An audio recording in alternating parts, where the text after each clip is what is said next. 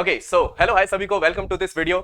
आप सबको इस वीडियो के थ्रू इन्फॉर्म करना है आरंभ एकेडमी के ऊपर शुरू होने वाला सबसे पहला बैच कैट 26 का, जिसका नाम है आपका दैट इज शौर्य बैच। और ये जो हमारा बैच है ये हमारा एक वीकेंड बैच होगा। और साथ ही साथ यार काफी सारी इंफॉर्मेशन आपको इस वीडियो के थ्रू देनी है कि इस बैच में किस तरीके से आपका सिलेबस कवर हो रहा होगा, क्या क्या वो फीचर्स हैं जो आपको देखने को मिलेंगे, जिसकी वजह से आप कहीं ना कहीं कैट 26 के लिए अपने आप को एक बहुत बेहतर स्टेज पर आने वाले टाइम पर देख पाओगे। तो शुरू करते हैं सर आज का डिस्कशन और आज की वार्तालाप। तो सबसे पहले तो मैं आपको यह बता देता हूं कि ये जो बैच है that is Shaurya batch for CAT 26, इसका जो प्राइस है दैट इज 30,000। लेकिन आरंभ 15 का अगर आप कोड लगाते हैं तो आपको 15% का डिस्काउंट मिल जाएगा।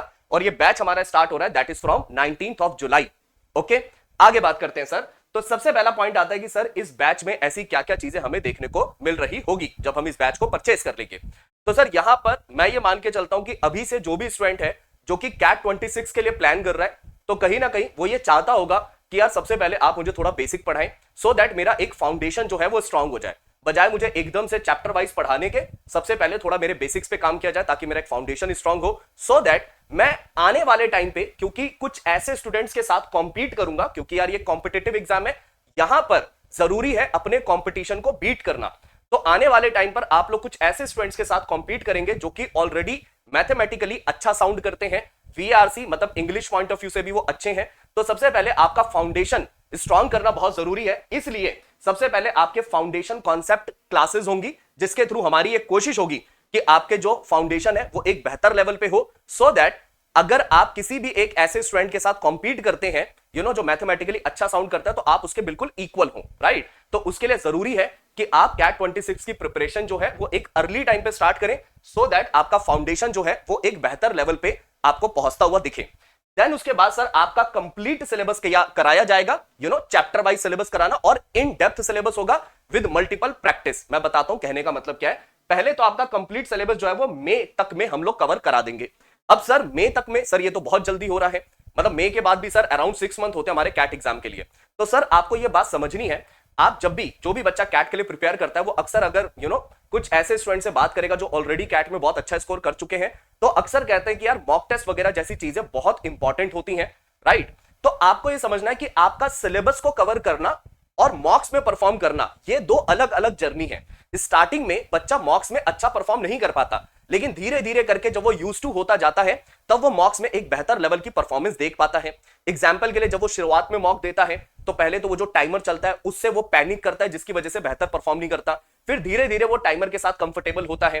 देन उसके बाद मॉक्स के एनालिसिस कर करके वो ये पाता है कि यार मेरे ये कुछ चैप्टर हैं जो कि वीक हैं, क्योंकि सिलेबस एक फ्लो में चलता गया। हो सकता है कुछ चैप्टर आपको अच्छे से समझ में आए और हो सकता है रियलिटी में वो बहुत ही अच्छे से समझ में आए, और आप आने वाले टाइम पर जब मॉक्स का टाइम आया तो आप किसी भी तरीके की गलती नहीं कर रहे उस चैप्टर में।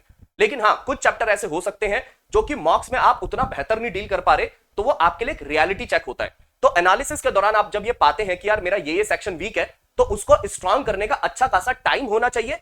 तो दैट्स वाई कहीं ना कहीं मई तक में जब आपका सिलेबस हो रहा होगा तो लास्ट के 6 मंथ जो मॉक्स वाली जर्नी होती है वहां पर एक सफिशिएंट टाइम होगा अपने वीक एरियाज को इंप्रूव करने का। एंड यार अगेन एक बात हमें यह भी समझनी है कि एलआरडीआई और वीआरसी ये दो सेक्शन ऐसे हैं जो कि प्योरली स्किल बेस्ड है। नो डाउट मैथमेटिक्स यानी कि क्वांट भी है, लेकिन आप एक चीज समझना, क्वांट में ना जो सबसे ज्यादा इंपॉर्टेंट होता है वो होता है क्वेश्चंस को डीकोड कर पाना। ये भी अगेन एक स्किल होती है जो प्रैक्टिस के साथ साथ इंप्रूव होती है। मतलब आपने क्लासेस करी, आपने बहुत सारी शॉर्ट ट्रिक सीख ली, लेकिन अगर आप क्वेश्चन को समझ ही नहीं पा रहे हो तो वो शॉर्ट ट्रिक अप्लाई कैसे करोगे। तो उसके लिए क्वेश्चन को डीकोड करने की स्किल आपकी बहुत अच्छी होनी चाहिए, जिसके लिए टाइम चाहिए होता है।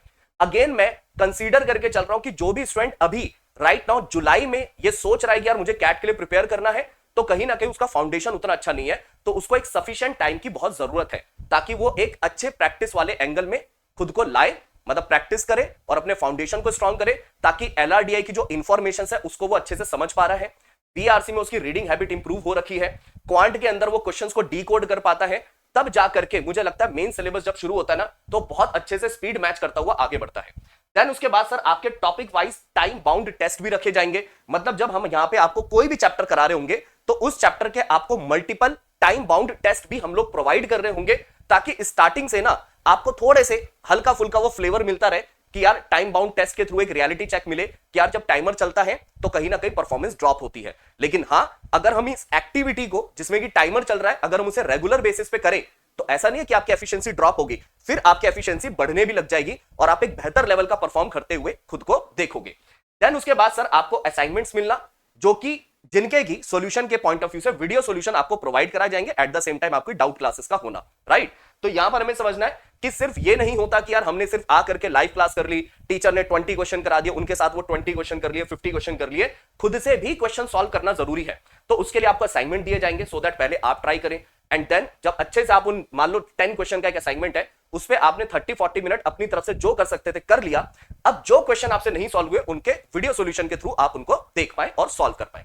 देन सर आता है आपका यहाँ पे 10,000 प्रैक्टिस क्वेश्चन, मतलब कहने का कि हमारे जो वॉल्ट वगैरह जैसे असाइनमेंट हो गया, टॉपिक वाइज टेस्ट हो गए, कुछ अगेन असाइनमेंट्स होंगे जो वॉल्ट में आपको दिखेंगे। तो ये एक अच्छा खासा अमाउंट ऑफ क्वेश्चंस का जो क्वेश्चन बैंक है वो आप प्रैक्टिस करके कर चुके होंगे मई तक में, सो दैट आप एक बेहतर लेवल का परफॉर्म कर पाओ। यार देखो, मेरा कुल मिला के कहना होता है कि जो बच्चा मॉक्स में अच्छा स्कोर करता है ना, बहुत हाई चांसेस है कि वो कैट में भी अच्छा स्कोर कर देता है, क्योंकि उसका कॉन्फिडेंस बहुत अच्छे लेवल का होता है। Done.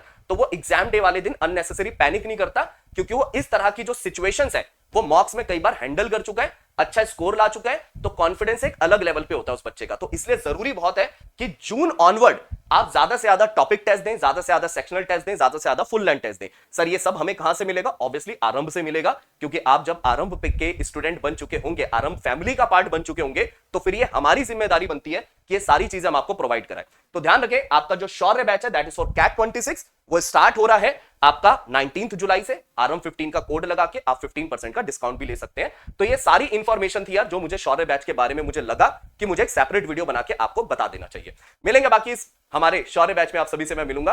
Till then take care, bye bye, ध्यान रखें अपना और अच्छे से ध्यान रखें। कैट का एग्जाम है, फोकस रहना है, कंसिस्टेंट रहना है, डेफिनेटली आप इस एग्जाम को क्रैक कर लोगे। बाकी हम लोग हैं ही आप लोगों की हेल्प करने के लिए, ठीक है। मिलते हैं सेशन में, till then take care, bye bye.